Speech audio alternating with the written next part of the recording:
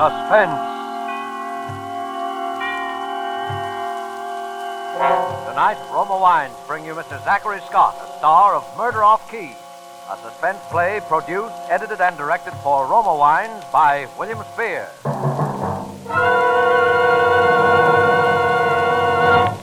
Suspense.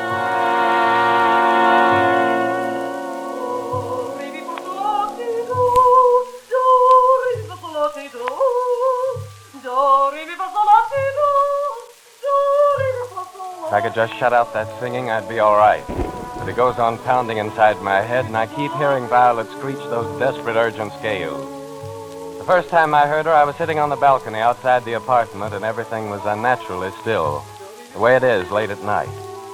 And maybe that's why her singing sounded louder than it actually was. There was something abnormal about it, as though a control inside her had snapped, and she couldn't stop that horrible noise that was coming from her throat. It went on over and over again, rising and falling and scraping the hot night into shreds.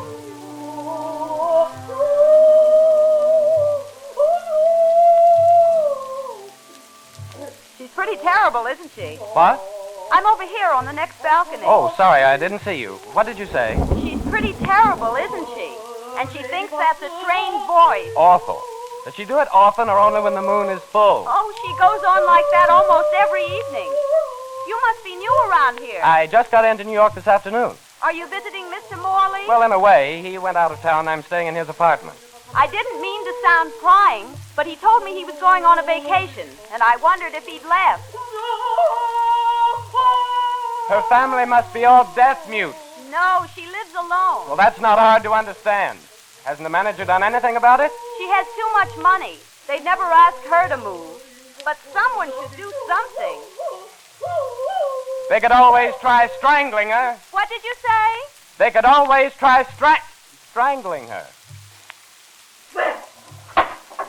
Oh, she heard you. Oh, do you think so? I hope so. Well, I must be going in. Good night. Good night. Roses are shining in Dickson.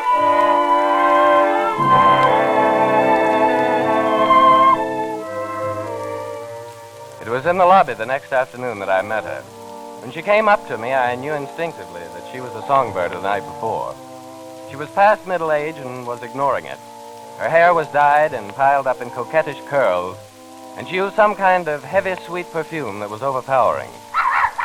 She came tripping up with the usual old white poodle dog yapping at her heels. Pardon me. Would you hold this package for a moment? I have so many things I'll never find my key. Well, I was just... Thank you so much. Oh, now, Petty. Is that nice, making such a fuss at this charming gentleman? Oh, no, What will he think? Oh, I don't know what I'm going to do if this weather keeps up. Yes, it's... I've always been on the delicate side, and I've never been able to stand the heat.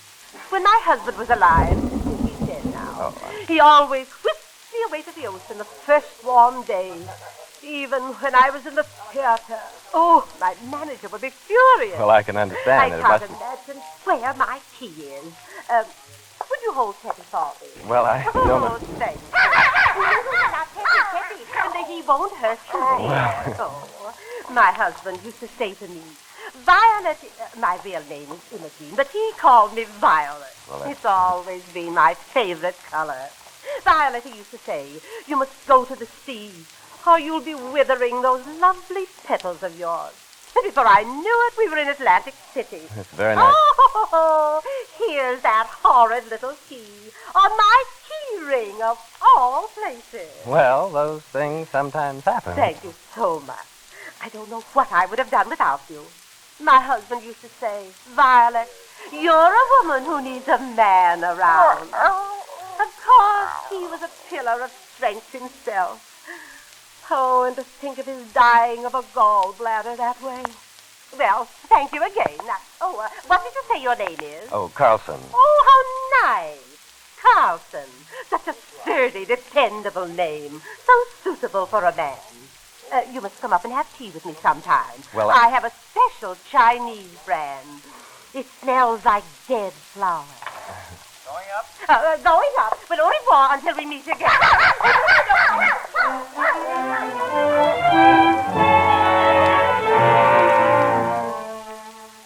next meeting would be never, as far as I was concerned at that point, but it actually happened that night.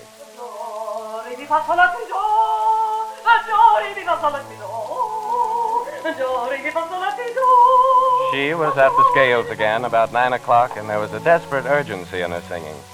It was the last frantic attempt to stop the clock and the double chins and the fading light.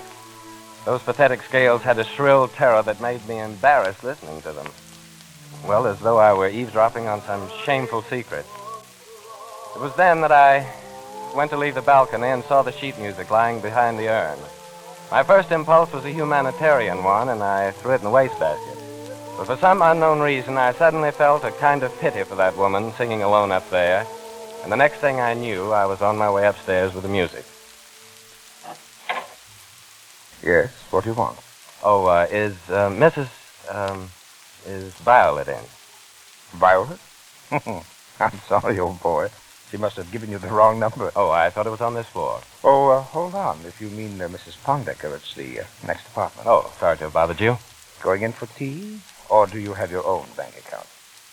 Thank you very much. Oh, not at all, not at all. I'm always glad to help a music lover.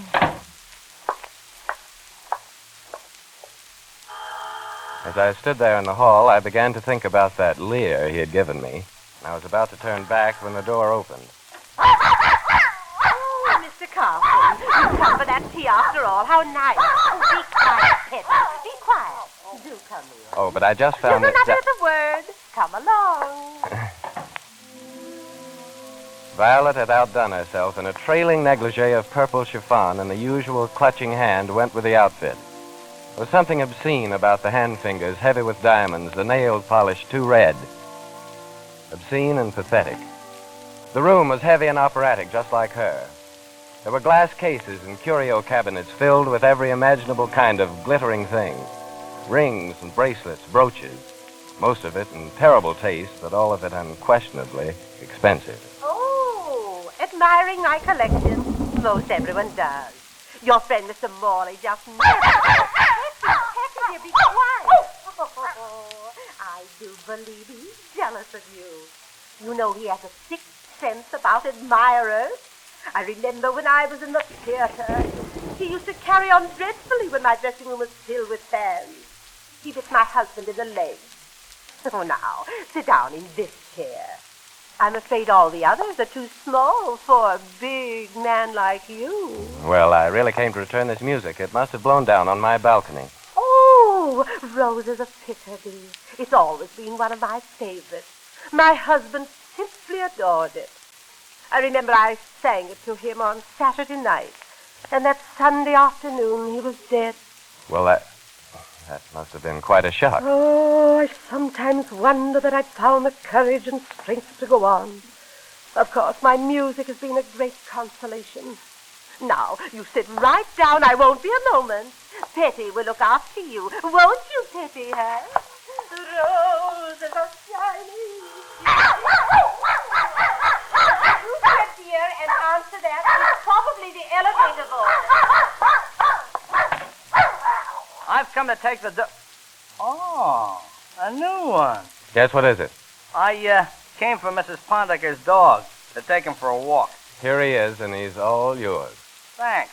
Come on, Rintin.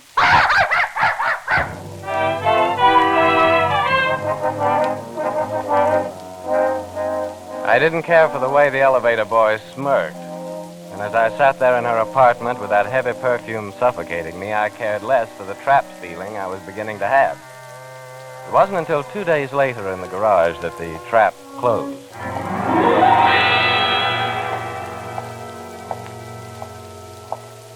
Good morning, Mr. Carlson. Can I do something for you? Oh, no, thanks, Joe. Just want to get my sunglasses out of the compartment. Well, your car's right over here. I cleaned her up for you. Gee, it was a mess, let me tell you. You must have run into something. What? The whole front was stuck with brown stuff and white fur, like you hit a dog or a cat, maybe. Funny, I don't remember hitting anything. Well, don't worry, I cleaned it off. Hey, Joe. Yeah? Wait a minute. What, something wrong? Tell that help of yours my car's in an ash can. They dumped all these old newspapers in the back. Oh, gee, I'm sorry, Mr. Carlson. Well, just give them to me. I'll throw them out. Boy, they sure are a mess. Looks like something out of the butcher shop, don't it? Well, it won't happen again, sir. You bet your bottom dollar on that.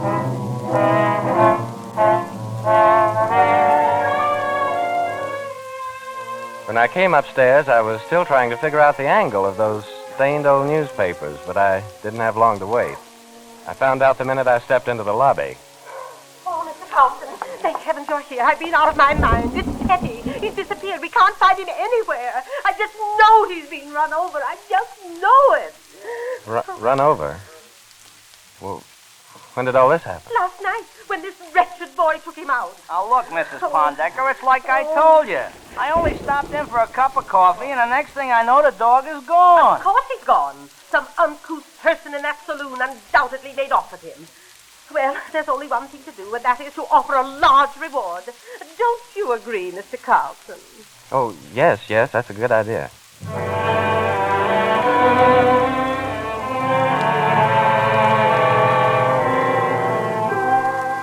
But I knew then, as sure as I was standing there, that nothing would bring Petty back. Just as I knew that he had been in my car sometime last night, lying on some old newspapers.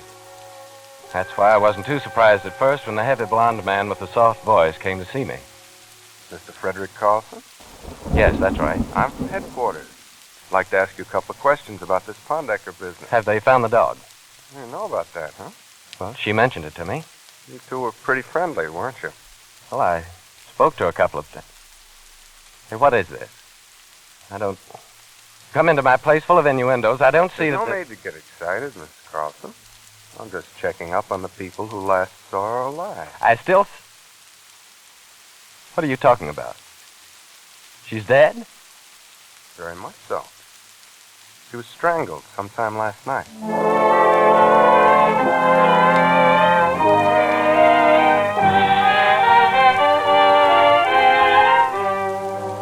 For Suspense, Roma Wines are bringing you as star Mr. Zachary Scott in Murder Off Key by Gene Russ Kern.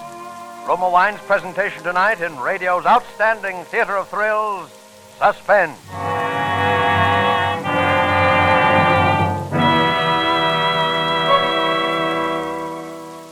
And now Roma Wines bring back to our Hollywood soundstage Zachary Scott as Frederick Carlson in Murder Off Key, a play well calculated to keep you in suspense.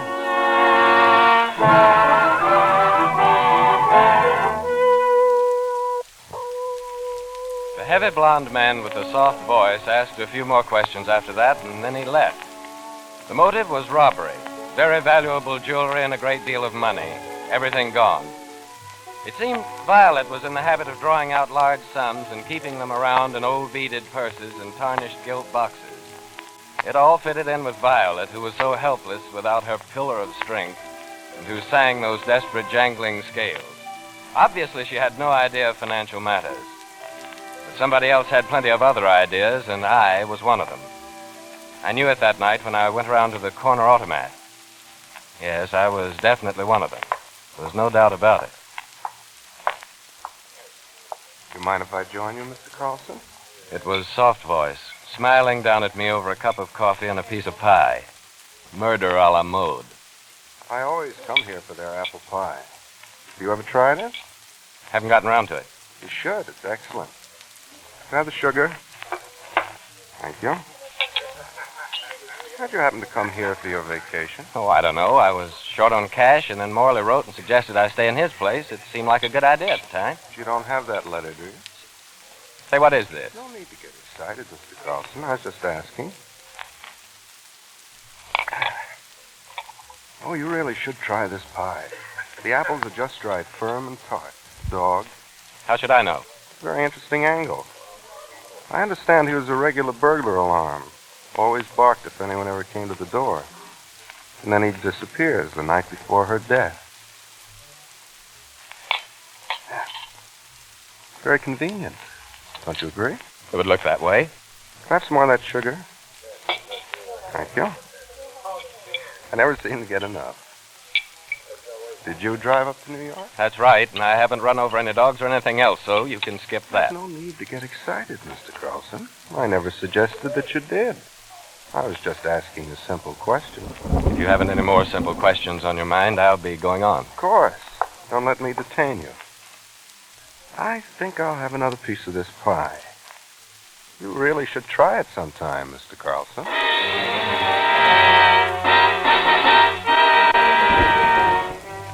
As I walked away, I could feel him watching me, hunched over the table, his small eyes wary and suspicious. There's no doubt about it. I was the idea. I rode around on top of a bus for almost an hour, and I kept thinking about the dog and that white fur and those stained newspapers. I knew I had to go to the garage and have another look at my car. The garage seemed deserted, and only one arc light cut the blackness that stretched silently ahead. It was then I passed the office booth, and I first heard the voices. There were two men, and they were standing by my car. It was soft voice, full of apple pie and suspicion and wide awake on those 2 cups of coffee. He was asking Joe about my car. It looked like he hit something. But I couldn't say it was a dog. It might have been a cat. But you're certain about the white fur. Huh? Was there anything else you noticed? No, I don't think. Well, yeah, there were some newspapers. At first I thought, seeing as how they were all stained, that maybe he had put in them whatever he hit, you know? Excuse me, somebody must be out there. Well, Mr. Carlson, glad you came in. Perhaps you can clear up a few things for us. Look, I don't know anything about the newspapers or the stain, but I can tell you this much. I never ran over a dog, and I can prove it. Well, then, that's all we're interested in. I haven't taken the car out since I came to New York. Joe here can tell you that. Well, you did take it out once, Mr. Carlson, the night before last. Are you crazy? Well, gee, I'm sorry, Mr. Carlson, but I remember you called me up and asked me to bring it around. Here, you can look at my record book. You must have forgotten about it, because, 9 o'clock. 9 o'clock. That must have been just about the time the elevator boy took the dog for his walk. From that time on, Soft Voice was after me. I was his man, and he didn't miss a trick. Now, you say you talked to Carlson last Saturday? Yes, I was sitting out on the balcony. Did he mention Mrs. Pondecker in the conversation? He heard her singing. She had an awful voice. And he asked about her, whether she had a family or lived alone. I don't remember anything else. But it was the oddest thing. I mean, his suggesting strangling her, and now this. Makes you think, doesn't it? And Mr. Carlson came to your door the other night? Yes, he was asking for some woman by the name of Violet. At first, I never connected it with Mrs. Pondecker. She seemed a bit old for him, but you never can tell. Probably mutual interest in music, Yeah, that's right. I came to get the dog, and this Carlson guy opens the door. But I don't think nothing of it. Working on the elevator, you see a lot of that, you know. Oh, some of the stuff I could tell you.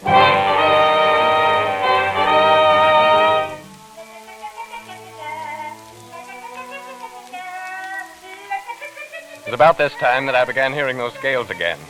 They were so shrill and desperate, I thought everyone else must hear them, too. I even heard her on the elevator. What are you staring at? Nothing, Mr. Carlson. This is your floor. Hey, do you think the police will catch a guy who done it? I don't know. I figure it must have been somebody who knew her and been in her place. Those old dames always go for the young guys. I say, find her boyfriend and you got to kill her. Am I right? Why ask me? How should I know? Well, you don't have to get sore, Mr. Carlson. I was just asking. Well, what are you waiting for? Me? Nothing. Well, shut up. Stop it, do you hear me? The concert's over. Good evening, Mr. Carlson. Oh. I hope I didn't startle you. The elevator boy let me in. Well, what's on your mind? I just wanted to go over a few points with you. Do you know anything about a resort called Orchard Beach? It's not far from here. Yes, I stayed there for a couple of weeks last summer. Why? Strange you never ran into Mrs. Pondecker. She played in the summer theater there. I told you I never saw her before I came here. If you're trying to pin this on me, you're wasting your time. Look, how could I have planned this thing? I never even knew I was coming here until Morley wrote me and asked me. He'll tell you that. Unfortunately, we can't seem to contact Mr. Morley. You don't have his present address, do you? All he said was something about a camping trip, but he's bound to turn up in a couple of days, and he'll set you straight on all this. That is, if he turns up alive. What do you mean by that? I was just considering a possibility. After all, if anything happened to Mr. Morley, he couldn't back up your story, and he couldn't deny it either. city. Well, I'll be getting along. Good night, Mr. Carlson.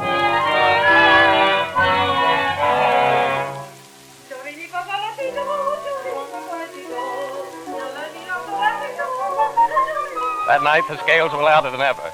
They went on, over and over, echoing in the room, shrill and urgent, and I couldn't shut them out. Shut up, do you hear me? Shut up!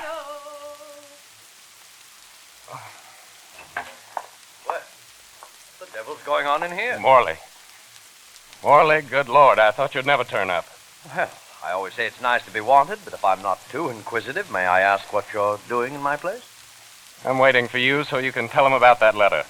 Letter? The one you wrote when you asked me to come here. Well, now, look, I don't care if you stayed here, but I didn't write you. But you must have, Morley. I read the letter. I tell you, I saw it. I held it in my hands. It was real. Oh, all right, Carlson, don't be so tragic about it. After all, it's not a matter of life and death. It certainly is. Look, Morley, you don't know what's been going on here. Ever since I got here.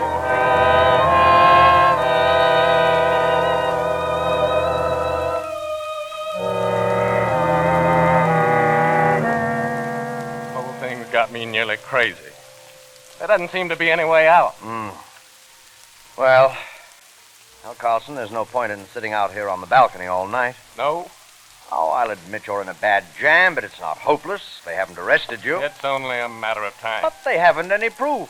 And I can tell the police I wrote that letter. I suppose I can. Well, you'll have to be more convincing than that. No thanks. My neck's in the noose, and I might as well face it. Now, let's not be noble, Carlson. It's only a technicality. I think I can make them believe me. Too late now, they're here. Who's here? The police. The car just pulled up. Are you sure? Soft voice. Yeah. And I don't like the way he's bouncing with so much energy. Why should he come now? Someone must have tipped him off your back. He was anxious to see you as I was. Morley, is there backstairs here? Yes, why? I'm going to try to get out. It's my only chance. Will you help me? Sure, certainly, Carlson. I'll show you where to go. I can at least do that. I had to try.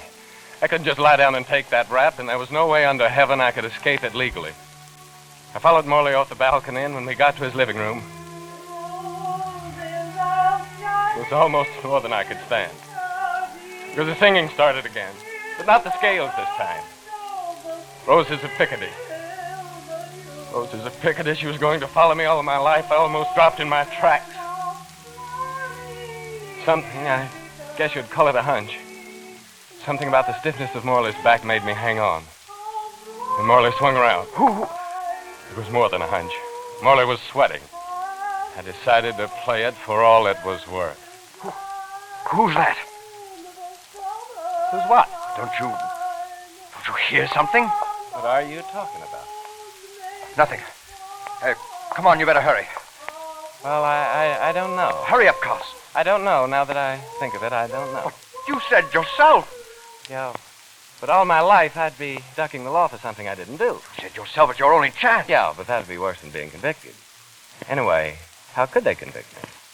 The evidence is all circumstantial. There's an awful lot of evidence, Carlson. The dog being killed by your car, the threat you made against her, and your being at Orchard Beach the same time she was there. Yeah, that's a clincher, all right. But how did you know? How did you know I was at Orchard Beach? I never told you. You haven't talked to Soft Voice yet. Come on, Morley. Tell me how you did it. Tell me how you killed Mrs. Pondecker. You're out of your mind. How did you get the car business fixed? Did you disguise your voice and take the keys while I was out of the apartment? That would be simple enough to do. Crazy. And that sheet music on the balcony. Did you plant it? Well, you had me right where you wanted me. A beautiful frame-up. It's a shame to ruin it. I don't have to ruin it. I can... No. You can't kill me, Morley. I'm your fall guy. Remember? I can kill you in self-defense. I can kill a murderer who's living in my apartment, who's threatened me. Unfortunately, the police didn't get here in time, and in simple self-defense, I had to... Oh. Yeah, but they did get here in time, Morley. Yes, Carlson. You're very lucky. How much did you hear? Enough. He was a slick boy. He had you measured for the noose, all right. How did you get him to open up? Well, in a way, I didn't. It was the Roses of Picardy. Roses of... Well, I thought it was Mrs. Pondecker. And when she started Roses of Picardy, Morley thought so, too. It scared him green. Scared him more than me. You know, I thought everyone felt the same about Violet's singing, but not the little girl next door. The only thing she had against Violet's voice was professional jealousy. She thought her voice was better, but Violet's could drown her out. Listen.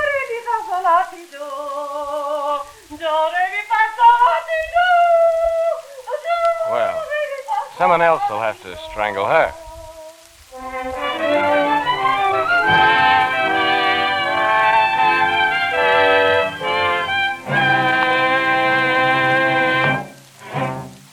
Roma Wines have brought you Zachary Scott as star of Murder Off Key, night study in Suspense.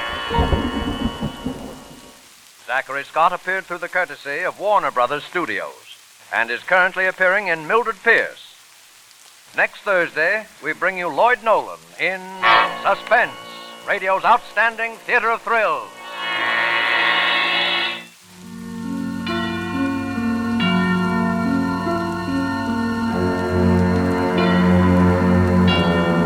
This is the Man in Black. We'd like to thank you for tuning in to this episode of Suspense. Please hit the like, subscribe, and notification bell so that we can continue to keep you in suspense.